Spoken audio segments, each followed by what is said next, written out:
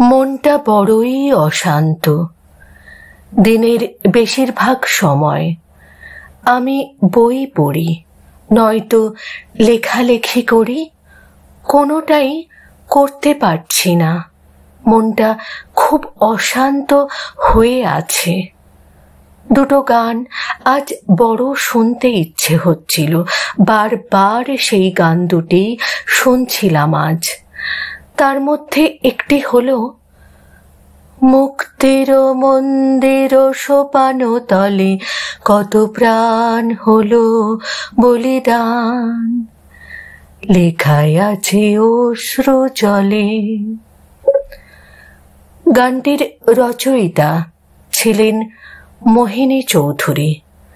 গানটির সুর সৃষ্টি করেছিলেন এবং প্রথম গানটি গেয়েছিলেন কিংবদন্তি গায়ক কৃষ্ণচন্দ্র দে। মুক্তির মন্দির সোপান তলে গানটি মোহিনী চৌধুরী লিখেছিলেন 1945 সালে।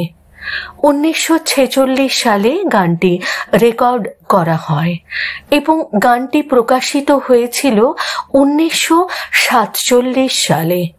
তখনও ব্রিটিশ শাসিত ভারতবর্ষ, সুতরাং আমাদের দেশে গানটির রেকর্ড প্রকাশের তখন অনুমতি ছিল না। তাই 1947 সালে দেশ স্বাধীনতা পাওয়ার 1 মাস পর HMV রেকর্ডটি প্রকাশ করেছিল 78 RPM এ।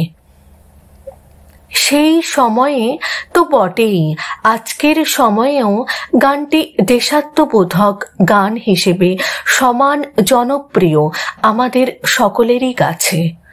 স্বাধীনতা দিবস এবং প্রজাতন্ত্র দিবসের দিন গানটি নিয়ম করেই বাজানো হয় শহীদ তর্পণ হিসেবে।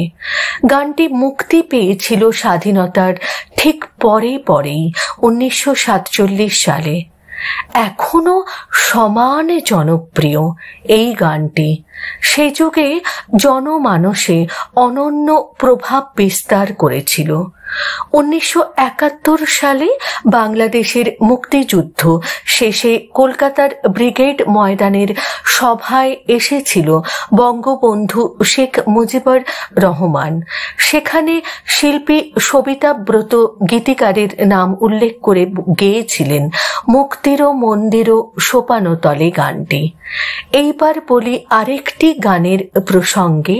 1945 সালে শৈলজা নন্দ মুখোপাধ্যায়ের পরিচালিত ছবি মানে না মানা ছবির জন্য মোহিনী চৌধুরী লিখলেন আরেকটি অসামান্য গান, যে গানের কথাগুলি আজ খুবই প্রাসঙ্গিক। জয় হবে, জয় হবে, হবে জয়।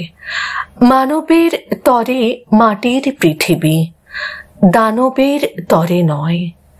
এই গানটিও সাড়া ফেলেছিল সে সময়ে জনমানসে দারুণভাবে।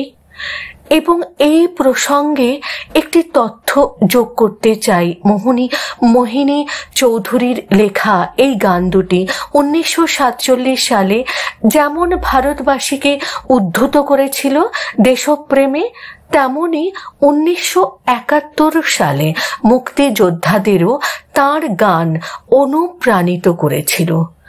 বাংলাদেশ স্বাধীন হওয়ার পর সেখানকার শীর্ষ সংবাদপত্র মোহিনী চৌধুরীর পংক্তি নিয়ে শিরোনাম করা হয়েছিল মানবের তরে মাটির পৃথিবী, দানবের তরে নয়।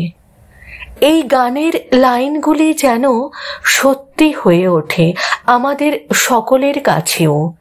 এই পৃথিবীতে মানবতার জয় হোক, অশুভ দানবীয় শক্তির পরাজয় ঘটুক চিরতরে, এই প্রার্থনাই করি আজ অন্তর থেকে। লেখনী মৌমিতা রায়চৌধুরী। অসংখ্য ধন্যবাদ জানাই মৌমিতা রায়চৌধুরীকে আমার তরফ থেকে। আমি সোশ্যাল মিডিয়া থেকে তাঁর এই লেখাটি সংগ্রহ করেছি